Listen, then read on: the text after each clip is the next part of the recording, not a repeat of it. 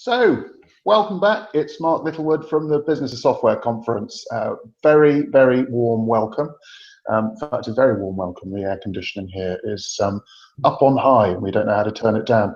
But I'm joined today by one of the kind of best known writers, consultants, doers in the product management industry, Steve Johnson, and he's here to ask or answer any questions that you have about product management problems, and we're also probably going to talk about what's wrong with the whole product management industry, because he has some very strong opinions on that as well. So without further ado, say hi, Steve. Hello all. I'm talking to you from Virginia. It's just about noontime here. Anxious to hear what people have to say. People have to ask. I just, like 2 hours ago, was in a webinar where we were talking about business cases versus one-page business canvases. And so that's kind of at the top of my mind right now. So is this the lean or the Alex Osterwalder business model generation thing, or the proposition modeling? We were looking actually at 3 different canvases. So Alex Osterwalder's is probably the most well-known, the business model canvas. And so we looked at that for a bit, and then we looked at Ash Maurya's lean canvas, which I think is really helpful in more of a product basis. You know, I think that the business model canvas is really quite more about a business as opposed to a product. And then I have my own canvas that I call the Under 10 Planning Canvas, that we basically say, how do you get from idea to market? You know, what do you need to know about the market? What do you need to know about the business? And how does that drive the product, but also its promotion, its selling, its servicing? And I think a lot of times when I talk to people about one-page or multi-page business cases, they're focused pretty much only on the software. And for that matter, when I talk to people and I say product, they hear me say software. So what's the difference between product and software? Let's start with a low ball, since you set that one up. There we go. Software typically is part of, but not a complete solution. For many, at least for many of my customers, services are a key element of the software.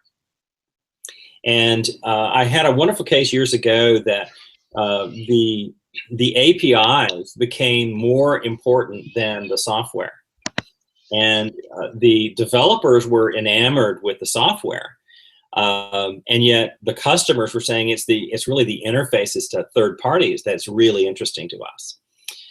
So the business model canvas is one-page view, and I think really there's a lot of thinking that goes behind every one of those boxes.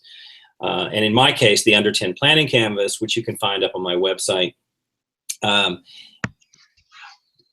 basically walks through the phases of before development, during development, and then launch, and calls out what are the artifacts that we need to be successful in the market. So for me, product may mean software, it may mean hardware, it may mean services. And if it does mean software, we probably also need to think about services.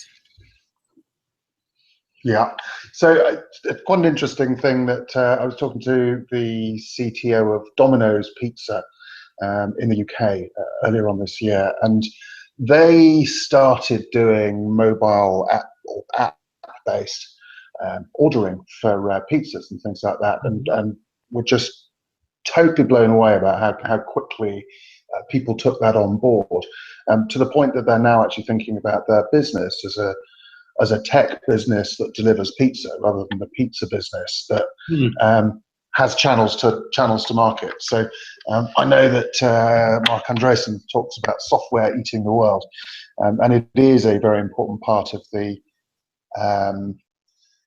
it's a very important part of all sorts of things these days. It's becoming more and more pervasive, but I guess it's all about the customer at the end of the day and thinking about what they want to do. So now Mark Stevens is going to come in with a question here, and I think it's a good one to start thinking about, because everybody has more than one product. Mm-hmm. Mm-hmm. So his question here is, if you have one team and multiple products, how do you choose to share out finite resources? It's a classic. Certainly.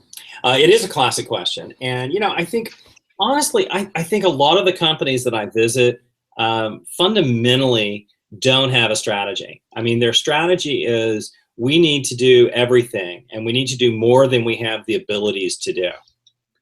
And one of the exercises I do with leadership is actually quite funny. I mean, I can't laugh out loud while I'm doing it, but it's just hysterical to look at them looking at so many more resources than they really have. So Mark's question is, I have one team and multiple products. How do I deal with finite resources? And the real answer, and nobody wants to hear this, is what % of your business do you want each of those products to represent? And that's your development spend. So if you're a $10 million company and you plan on spending, let's say, $2 million on development, and one of your products is the really important one, getting the executive team to agree that 75% of the development spend should go on product number 1 instead of product number 2 is the answer. And then we write down everything we want to do, and we spend until we run out of money. And it totally pisses off everybody who didn't get what they want. Years ago, I did the same thing with my marketing plan.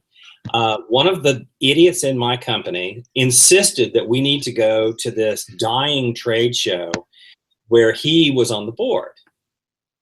And I said, well, we're not going because I can't afford it. And he's like, well, it's really important that we go. And I said, well, actually, it's not. Here's everything I want to do. I've prioritized it for business value. I kept spending until I hit $4 million, and your thing didn't make the cut. If you want to give me $100,000, I can support that show. But you know what? If you gave me $100,000, I probably wouldn't support that show because there are other things more important. And he's like, well, I disagree. And I'm like, well, why don't we delete our website? That would free up the money. We have to have a website. And I'm like, oh, okay. Well, let's delete the leads. Salespeople are great. They don't need leads. And the sales guys are like, whoa, we need our leads. And sure enough, we went down the list and everything was more important. And I don't know where Mark is dialing in from, but I'm from America. We don't like to choose. We want it all, and we want it free. We don't want to pay any taxes, but we want all these things. And it's a really difficult situation when you've got such a heterogeneous population. Everybody is unhappy. But I like infrastructure.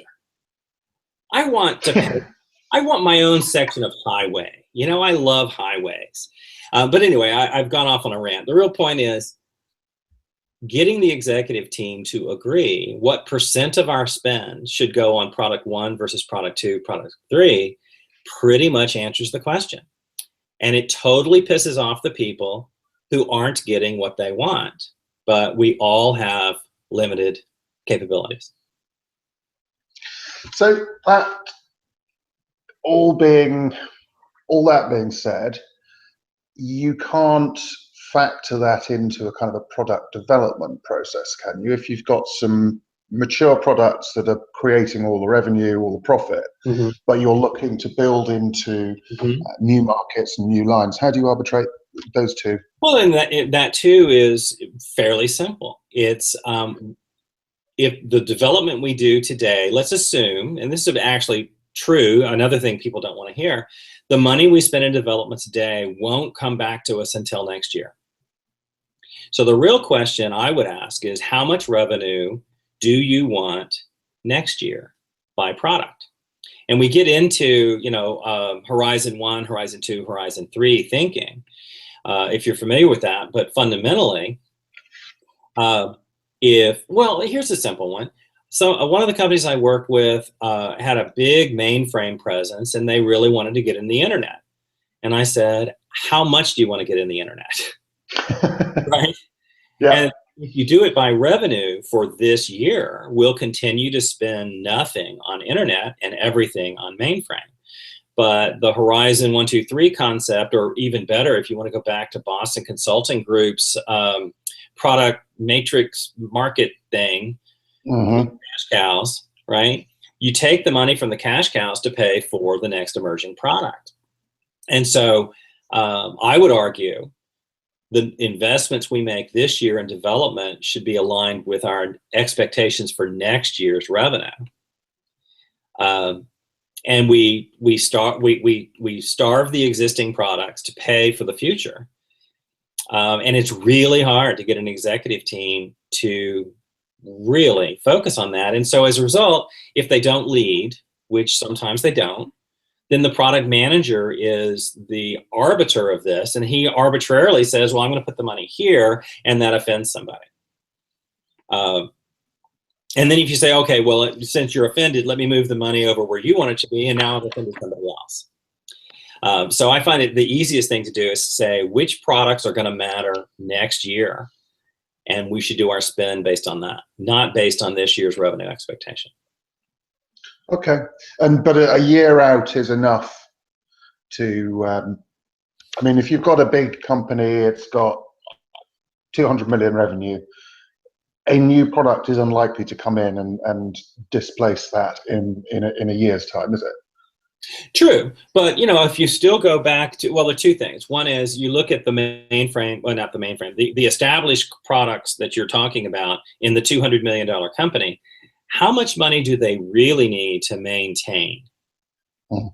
Right? If and again, the people who work on those cash cow products hate the fact that their profits are going elsewhere. But seriously, if you're up in version 9, 10, 11, 12, how much more do you need? I mean, at this point, it's just keeping track of which browsers you support. That should be on a subsistence level and take all of that excess profit and put on the future. So it's really about what percentage of our revenue do we want for next year? And maybe it's not, I think the key element of that is separating recurring revenue from new license revenue. And that is to say, next year, how many new clients do we want for which products? Because odds are you're probably not going to get many new clients for your version 12 product. So anyway, that's a long rambling answer. All right. Well, look, Mark, if you want to come back and follow up with a question there or another point. Actually, one more thing before we finish with Mark. There is an article on my website called Quick Prioritization. Quick Prioritization. That is a very simple method for prioritizing more than can be done. And then we can reveal, here's the math, and I've been in executive meetings where I say, let's look at this spreadsheet and you guys help me with the math. I think this is more important than that. Here's what my numbers say, and you're welcome to argue these numbers. And so it's a very helpful socialization technique for a group of cross-functional people to come together and look at how important is this to our business, how important is it to the customer's business, how dissatisfied is the customer currently, and how big is this effort for us to build. And it's a very simple tool. Interesting. Okay, so Mark, I do come back with some follow-ups on that one, and a question that is kind of in the news a little bit recently. I'm sure you know Dave Cancel from I suppose he's Performable and then HubSpot, and now I've forgotten the name of his new company. But he wrote a very interesting post, I think, on Medium about how you recruit and hire product managers. And he said, and he's one of the full stack product manager. Well, so he's a brilliant product guy, no question, and is a product guy that keeps falling into entrepreneurial activities as a CEO. He said that when he was recruiting product people, he would almost never take an experienced product manager. He would always find someone new and train them. Is that something that, and I know Rich had written a response.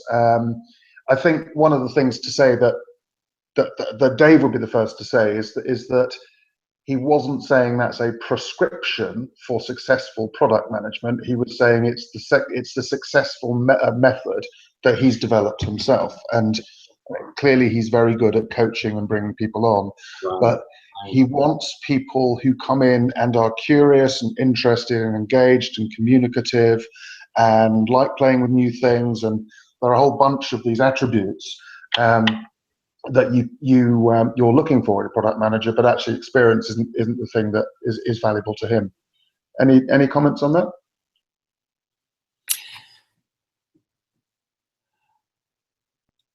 I'm trying to recall a quote from Red Adair, the firefighter, and I'm going to get close, but search for Red Adair. It's a great quote, but he basically says,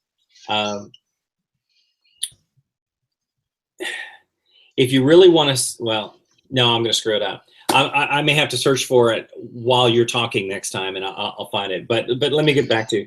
I think the quotes: "If you think it's expensive to hire a professional to do the job, wait until you hire an amateur." That's it. Did I read that? Is that what you or you searched for? I recalled. I mean, he's got some very pithy quotes. So I just googled Red Adair quotes, and that's one. What I find in the world of product management is we tend to hire for domain expertise. I go to a medical software company, all the product managers are former nurses or practitioners of some kind. I go to a software company focusing on education, and everybody there used to be a teacher. And they really struggle because they don't have experience in product management. Let's go back to the 60s. My dad was an engineer through his whole career. And in the 60s, a lot of guys who had come out of the war, had gotten engineering degrees, were now moving into management. And they all got sent back to college for an MBA. They knew the engineering part. They didn't know the business part. And frankly, I think a lot of people now are coming out of school with a business degree and a master's degree in business, which is kind of like, it makes a lot of sense on paper, but you didn't learn anything in your master's degree.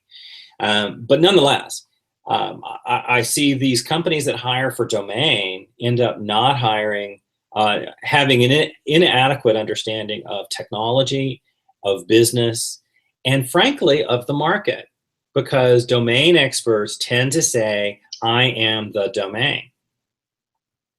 So we've got this person who used to be a teacher 20 years ago, and they say, well, I used to be a teacher, and I'll tell you what teachers say.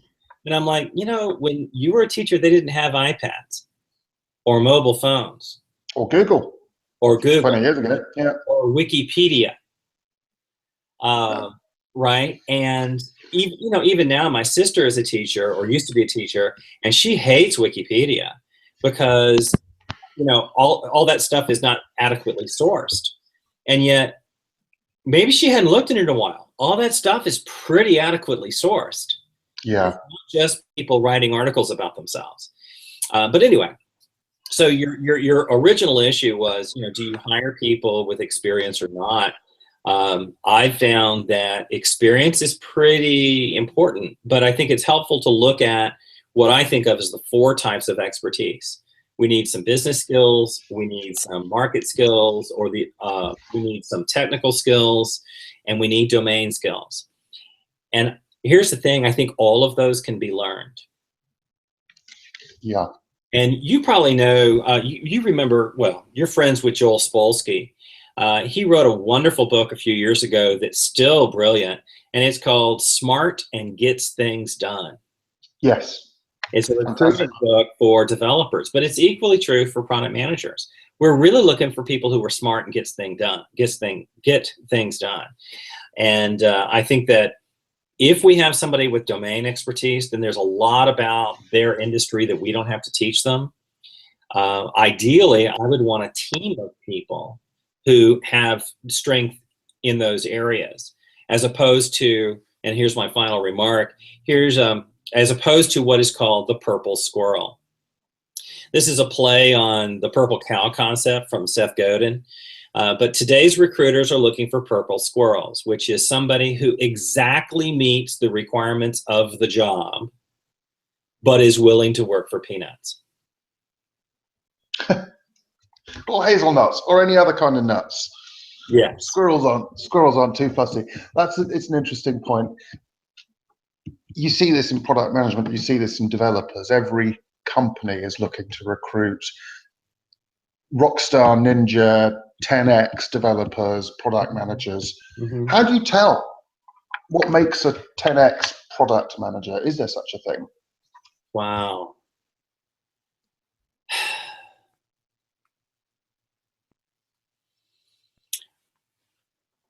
I don't know if you can tell in advance, really, but there are a couple of things that I listen for.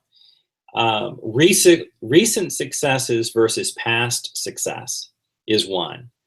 I look for inquisitiveness.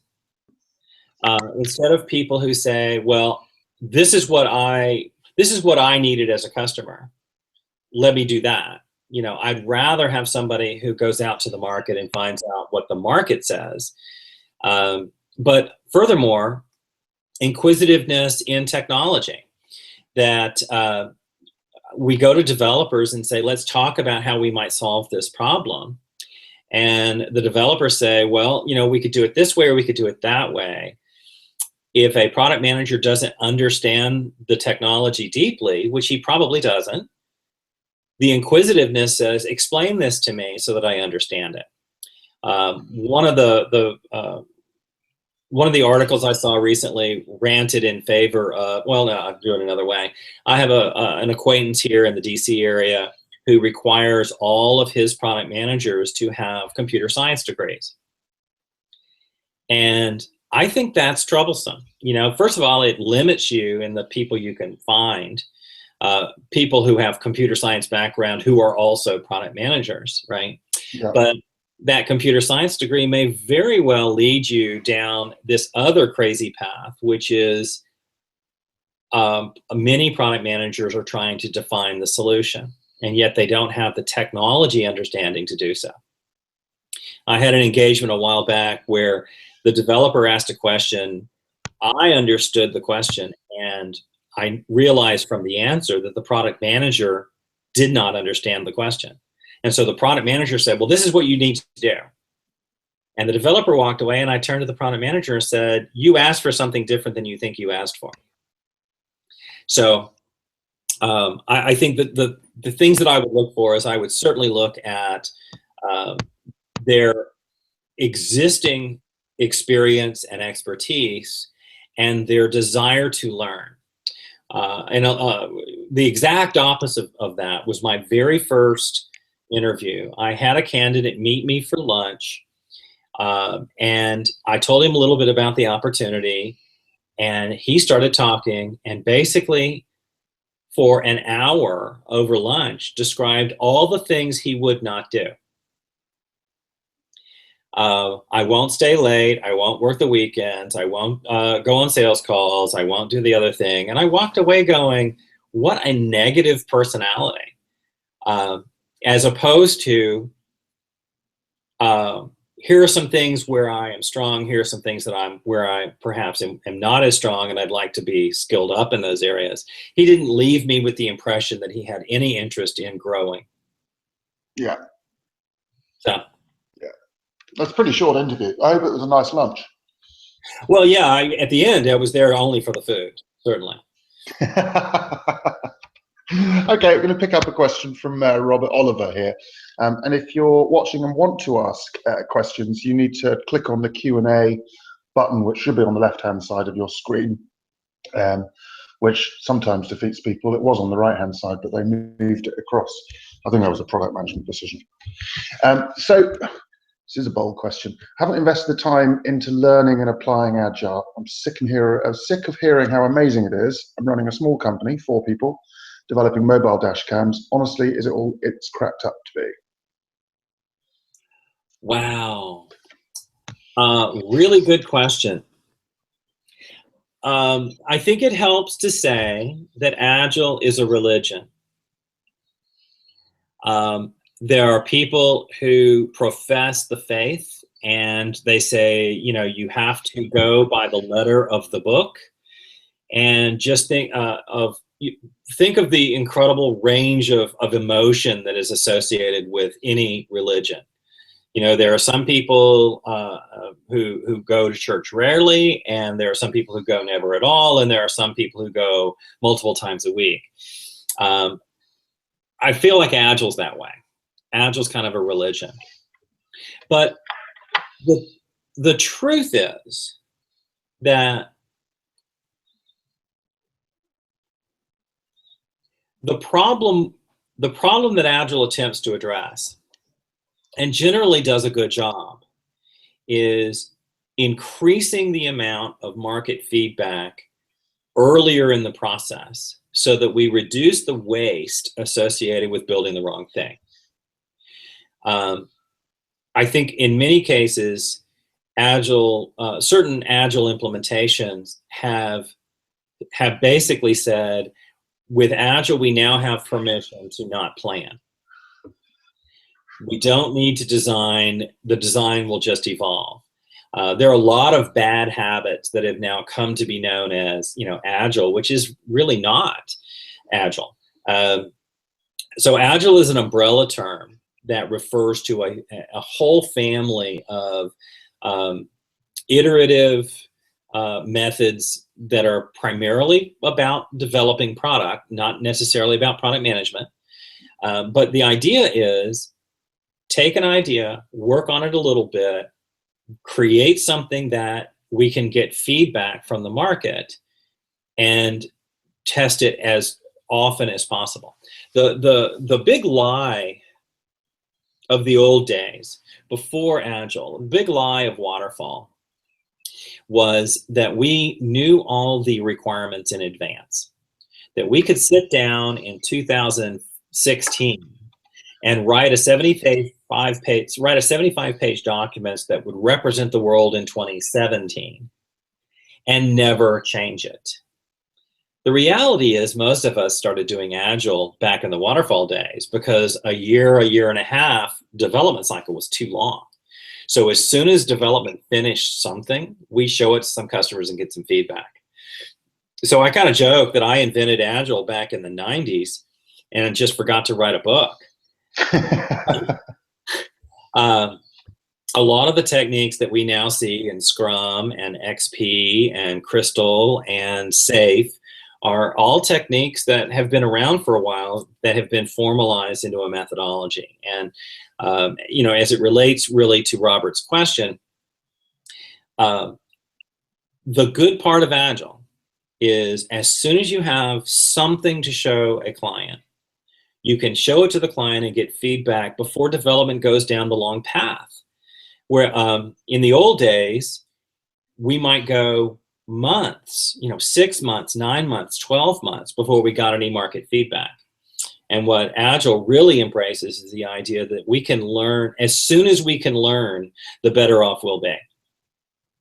That's particularly true of things that have, you know, user experience, have UIs, have interfaces. But even, if you look at the original writing around, say, Scrum, what they were asking for from a product owner was pretty much what executives have been asking for from product management.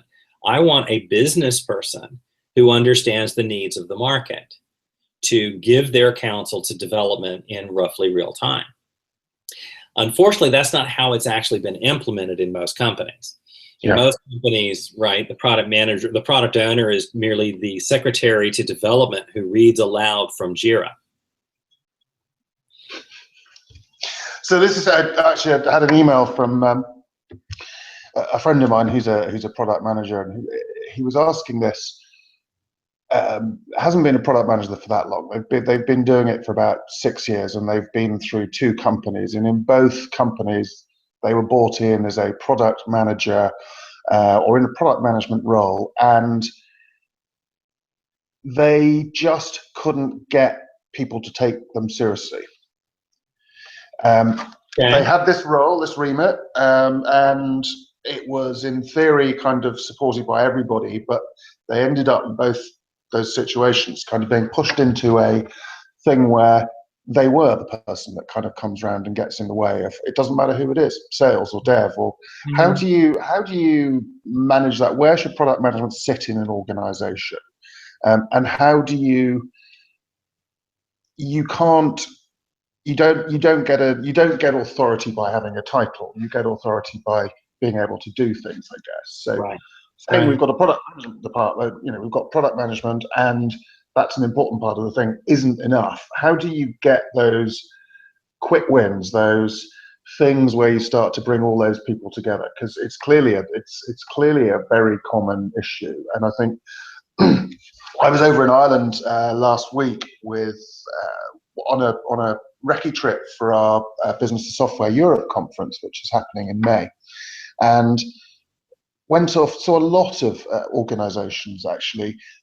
There's a lot of people taking product management quite seriously. There's a lot of stuff going on in that, but it's a relatively new career for people in Europe, and I think these are sort of stereotypes or sort of big broad brushes, but a lot of people I knew 10 years ago would say, if you want product managers, you have to go to the States. They just don't exist in Europe. They do now. They absolutely do, and they always have, because these things are always more extreme than people like to make out. Yeah.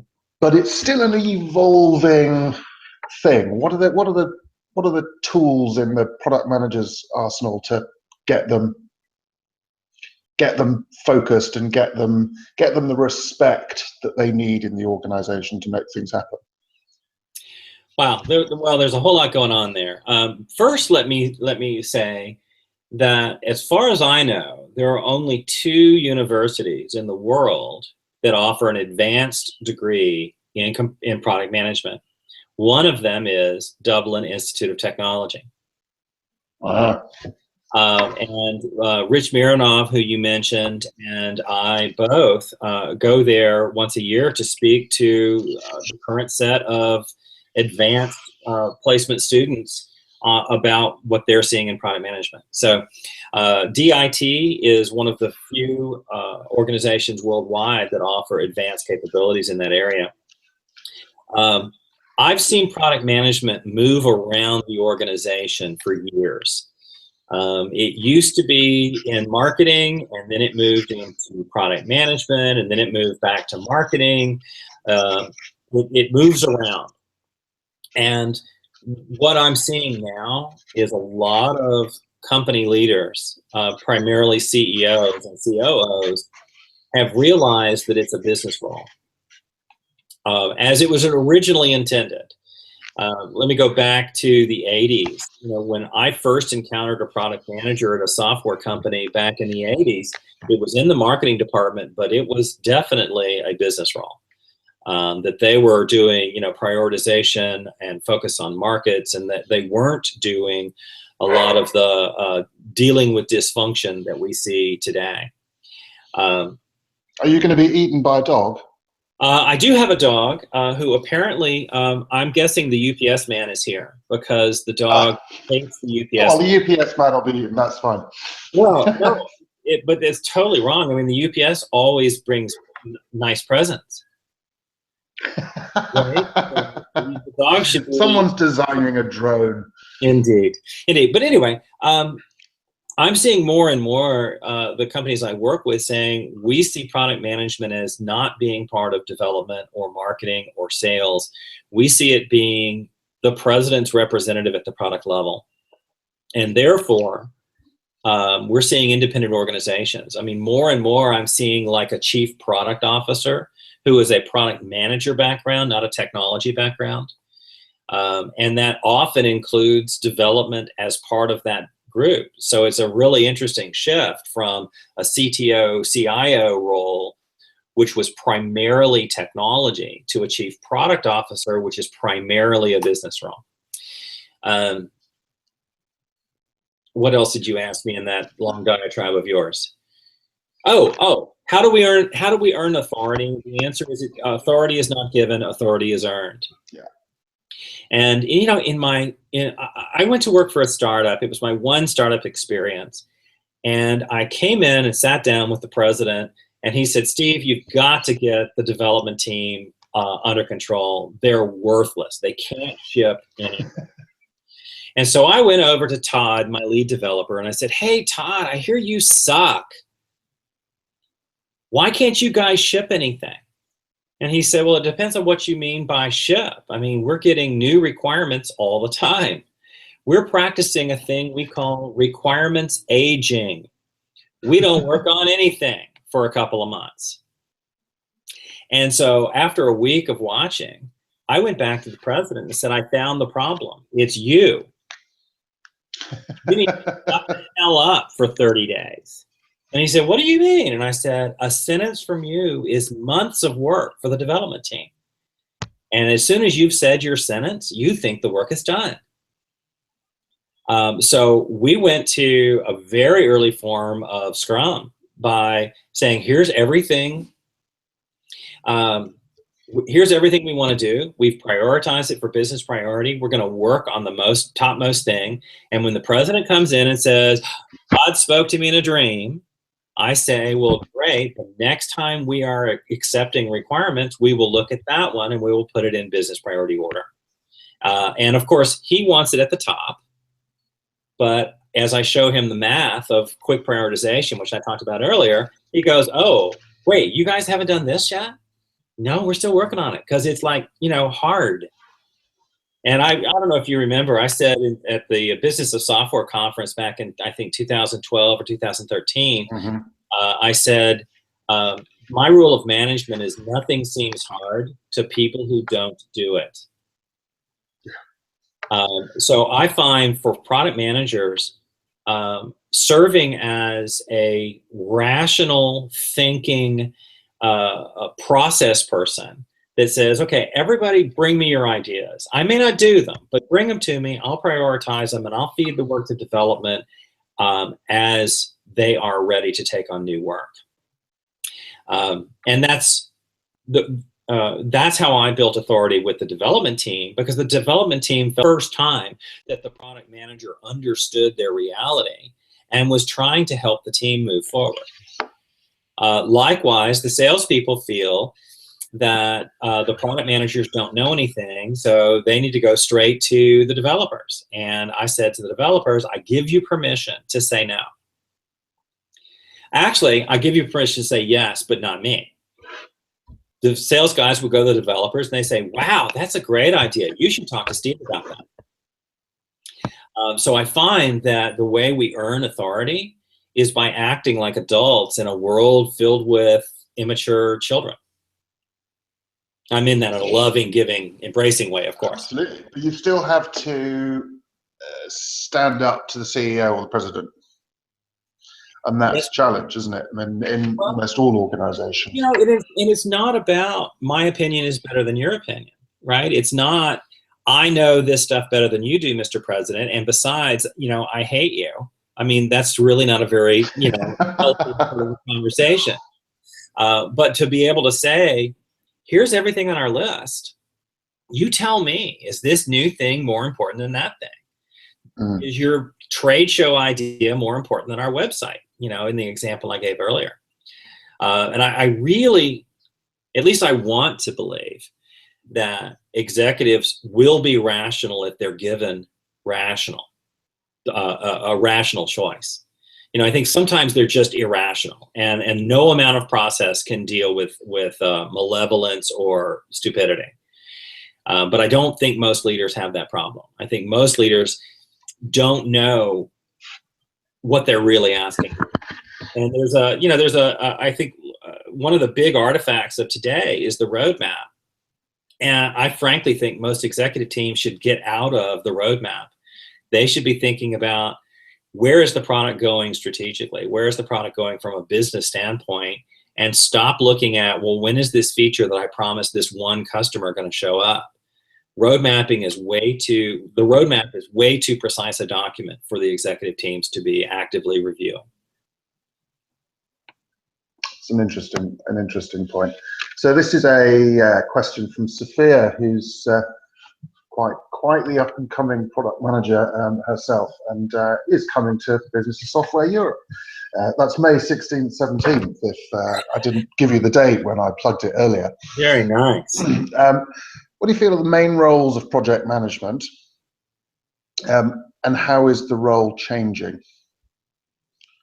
Does Sophia mean project management, or does she mean product? Product, I think, although Sophie, as I know you're there, come back and clarify that. Let's assume it's product at the moment. Yeah, let me answer from a product standpoint, because I don't really know if there are differentiated roles of project management. But I think there are 3 roles of product management. There's a business role, there's a technical role, there's a go-to-market role. And titles in our business are an absolute mess. What one company calls a product manager, another company calls a program manager. Actually, program manager is a term that comes out of central IT as opposed to vendors. Microsoft uses the term product manager to mean a product marketing manager.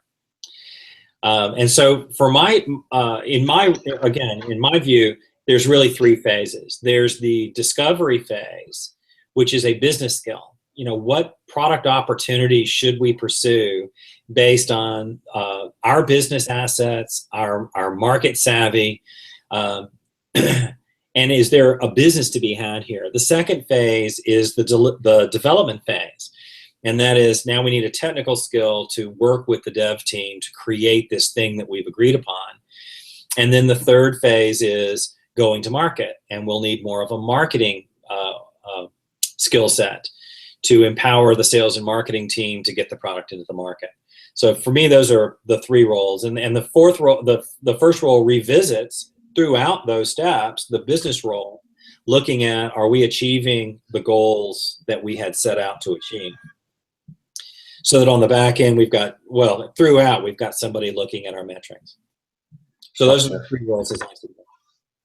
So she's come back with another question, which I think is she didn't clarify whether she meant project or product, but this is great. It's been asked by a few people in different ways. But she's obviously been sucking up because she's been on your website. You mentioned on your website 26% of product managers said they had the right tools and resources. Do you feel this statement is still correct? Which tools do you recommend? I'm actually going to ask you a slightly different question. If 26% of product managers are using the right tools, that means 3/4 of them aren't. Mm-hmm. So what are the tools, before you answer what are the right tools, what are the tools that they are suckered into using and are just no use? Well, I find that as an industry matures, more and more specialized products come along. So I think right now we're in a pretty exciting time where people have finally started looking at product management as a role that is sufficiently well understood that they can build software for it. So if you go back in time, right, there were complex projects that were being developed, and nobody had any good tools, and so they started using Microsoft Project, which worked for a while, and then they switched over to Basecamp, and now there are a plethora of project management tools. Many years ago, the only development tools were really like bug tracking or trouble ticketing, and now there's many tools available. When I first started in product management, and for many people today, it's still the same, the only tools we had was Microsoft Office. I used to joke back to, actually, let me do a tie back here to the last thing, is I look at the three roles, business, market, and technical. I think that equates to Microsoft Office as well. Business people use Excel, marketing people use PowerPoint, technical people use Word. And those were pretty much our tools. There are a lot of tools now that speak to road mapping specifically. And I think they're brilliant, but I think they're missing maybe a bigger opportunity, or, well, I don't know, maybe it's just my opportunity. For years, when I talk to people about personas and market definition and problems and positioning and the various artifacts that I teach people to create in my workshops, as well as the workshops I did in my former role, they would frequently say, okay, great, where do I store that? And the answer is, well, if you store it on SharePoint, you'll never find it again.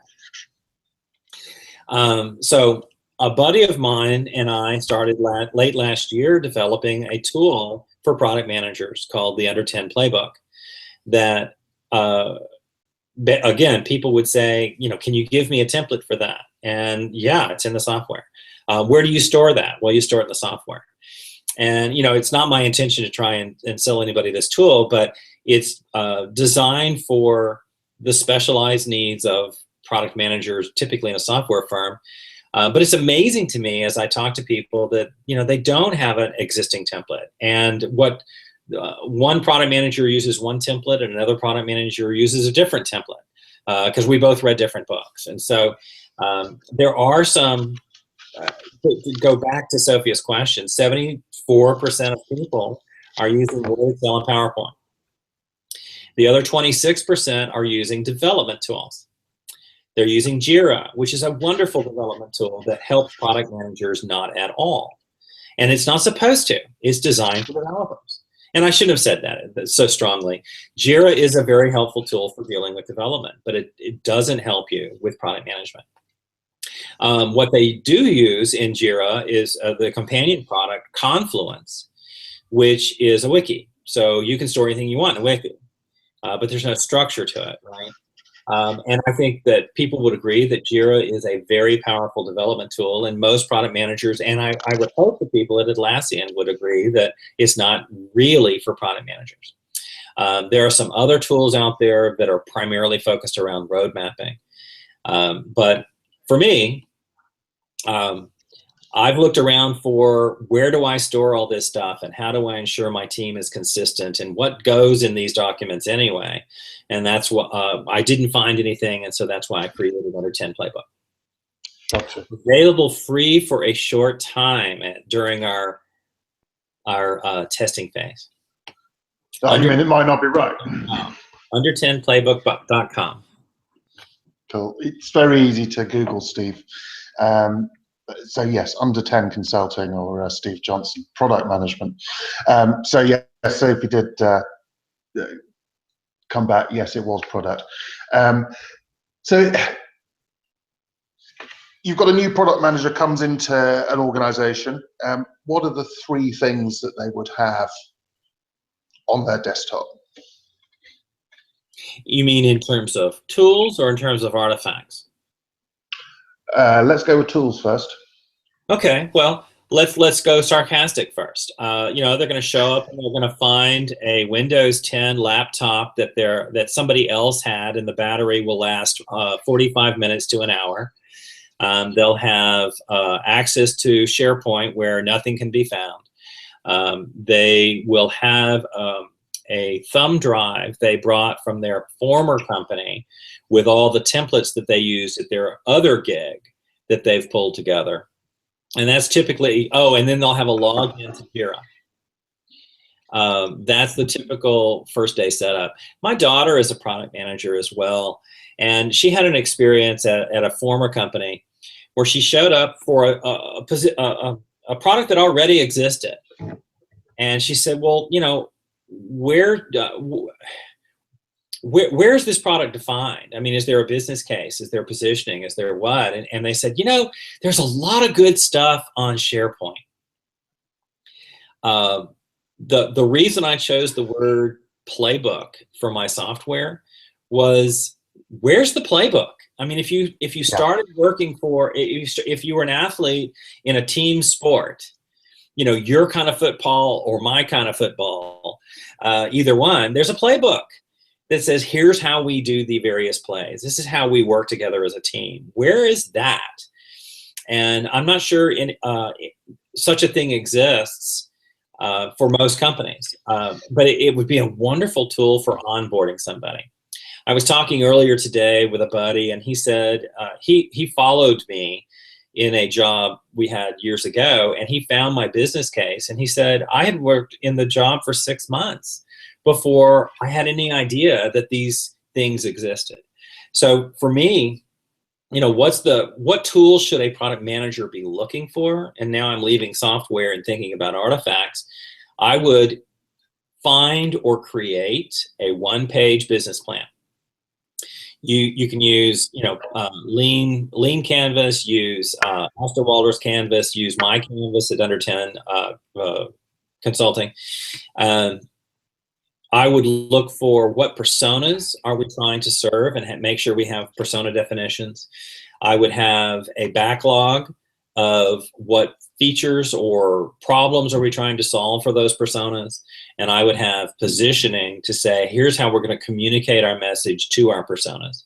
And those 3 tools, or 4, I guess, a business case, a technical list, a marketing message, and personas of our customers. Those 4 would be the minimum, I think, to be successful. But when I was, throughout my product management career, I always carried around a notebook, which now, of course, would be an iPad. But in those days, it was a notebook with paper in it, you know, paper made out of paper. Yeah. And walk down the hall and people would say, hey, Steve, I'm working on such and such for a show. Can you give me the 75-word description? And I'm like, yeah. And I would open up my notebook and I tear out the positioning document and I hand it to them and say, here's everything you need. And that positioning document just became, you know, one of the mandatory deliverables that I expected from my product managers. What's your unique value proposition? What's your 15 words? What's your 30 words? What's your 100 words? And to do that, we have to understand our personas. To understand our personas, we have to understand our business. I mean, all of these are really tie together. But my goal would be, my goal would be that there should be under 10 living artifacts that you have at the ready all the time. I've called out 4 just then, but the reason I called my company Under 10 was actually kind of funny. I mean, my prior job, I worked for Pragmatic Marketing, and people would come away from class saying, wow, it was wonderful. I had such a good time, but now I'm panicked because you've just given me 37 more things to do. And when I started my company, I said, well, let's only got those many fingers, right? Let's focus on 10 or fewer. You know, let's don't worry about 37 right now. Let's worry about under 10. Yeah. Okay, we're running out of time almost, but I think we need to do this again. We will. Yeah. Well, more of that in a minute, actually. But I think one of the questions I'd love to know is who are the best product-driven organizations in the world, in your view, at the moment? And why are they the best? Wow. Not allowed to say Apple.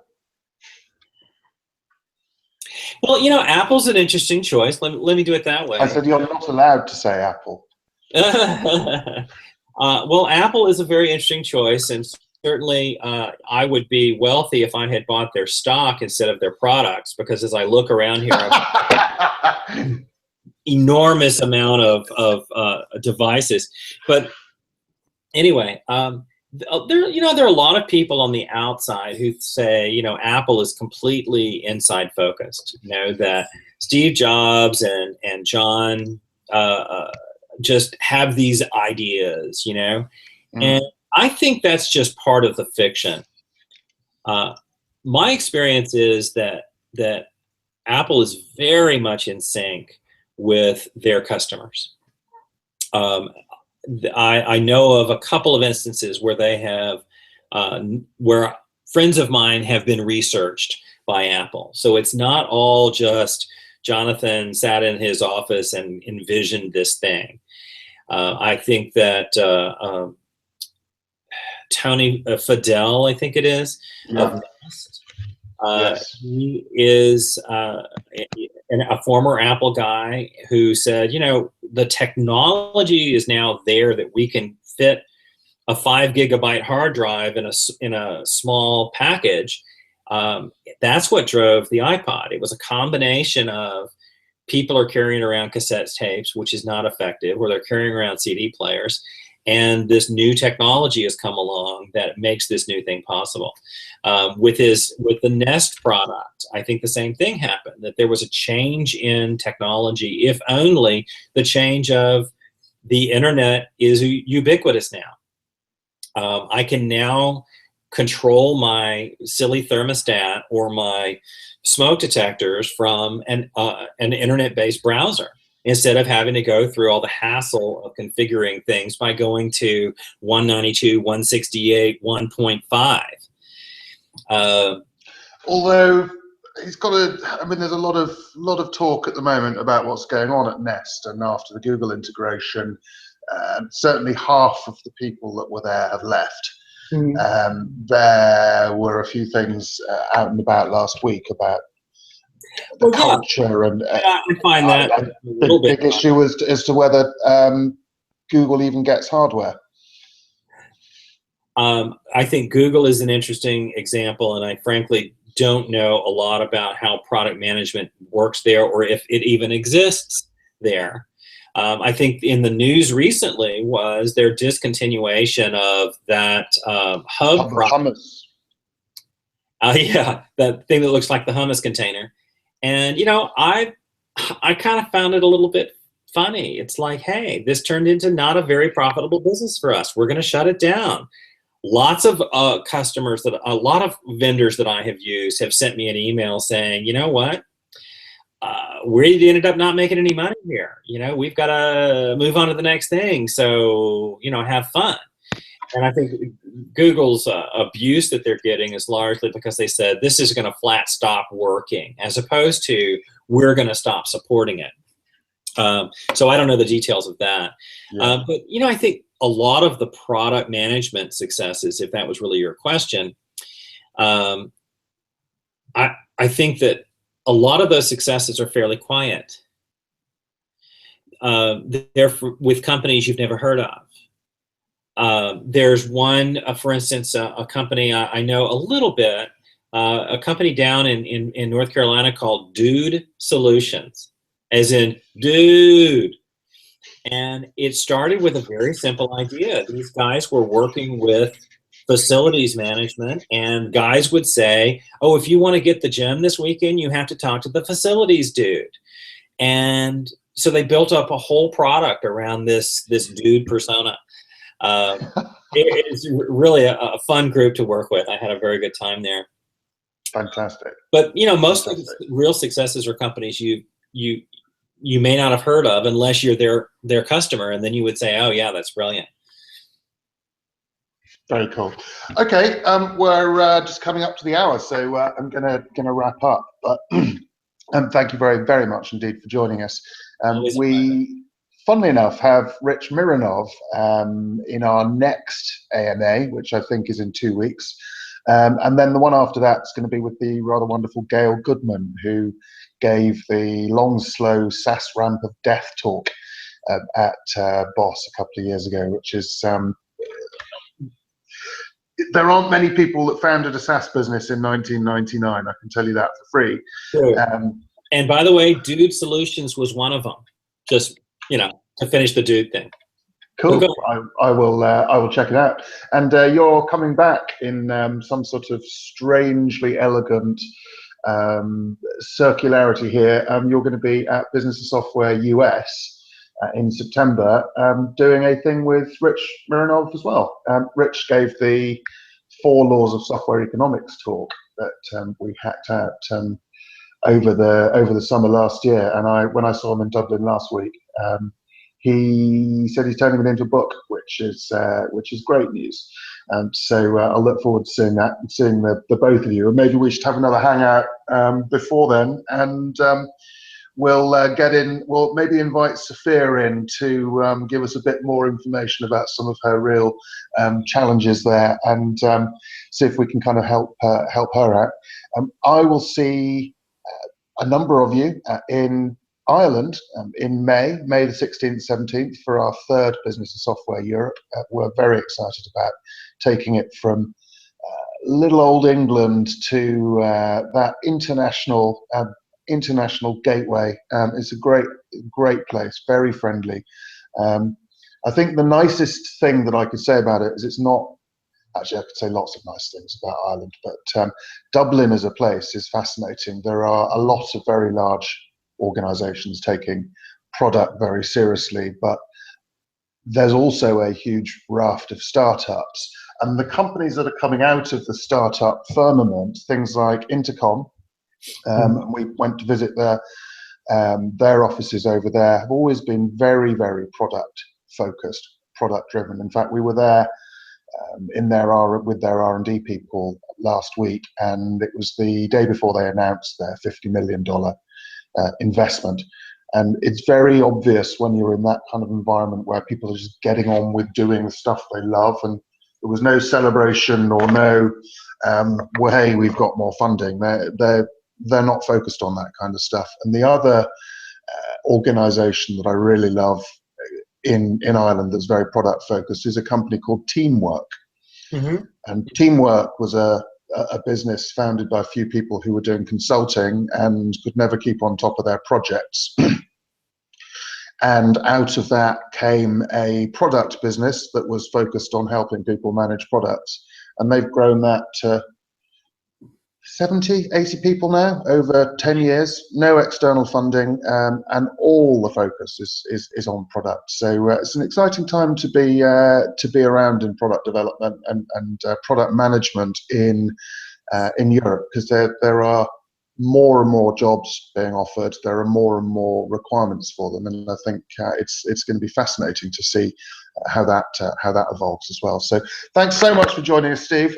It's under 10. I think that's under the word 10, the number or the digits, consulting.com, and there are all sorts of free resources and stuff there. And I'm sure people would be happy to you'd be happy to answer questions if people want to get in touch. So would indeed. Okay, gang. I will see you, if not in Dublin, I will see you in Boston in September, and no doubt we'll be hanging out somewhere beforehand, and we'll see you soon. Thanks so much, everybody, and thanks very much, Steve. Do you want to say bye, Steve? So long. I said it. Oh, there you go. Sorry. Okay, see you later. Bye.